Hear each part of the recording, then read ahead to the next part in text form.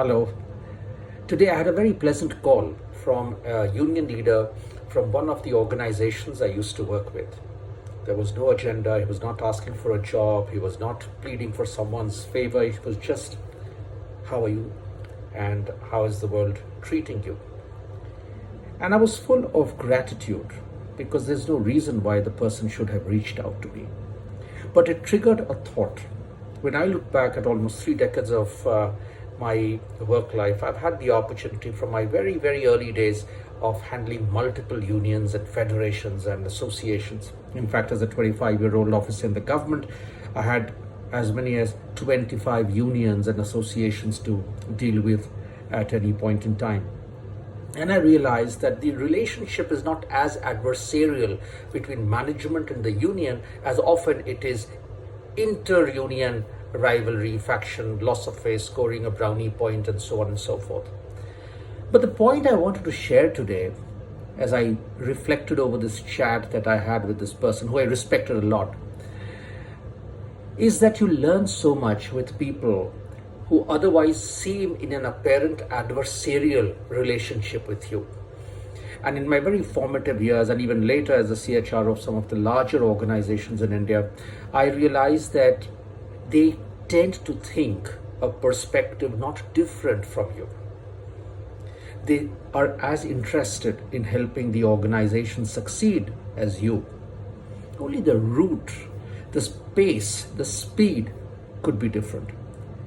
And what I remembered, for example, there was a gentleman called Avinash Ashtekar. I still remember 30 years back when I used to look after the ordnance factories. He was one of the union leaders, looked very young. And I learned the art of submission so well from him. Never raised his voice, never yelled, never shouted, never did a dharna, never did a murdabad. He would always come as if he's pleading for a small concession of thought, concession of perspective.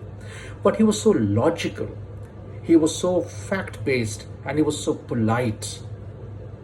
Often you had no option but to concede the point, and that it made a lot of sense. And that was a style that I somewhere also absorbed in myself as I built my career.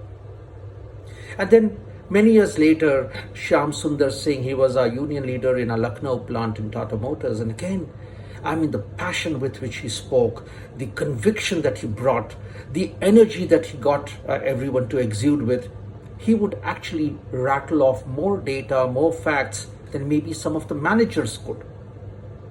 And this was about attention to detail, the ability to put a cogent advocacy, energetic advocacy basis some core facts and data.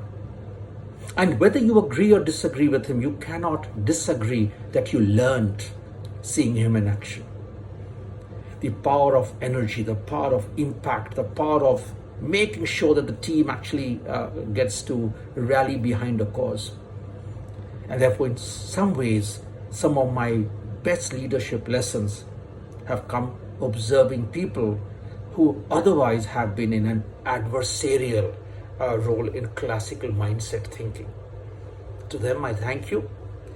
And the reflection for you is, who among your so-called conflicting relationships is someone you're learning from? What are you learning? And how fast are you learning? Think well, and I'd love to hear your feedback. Take care, guys. Bye-bye.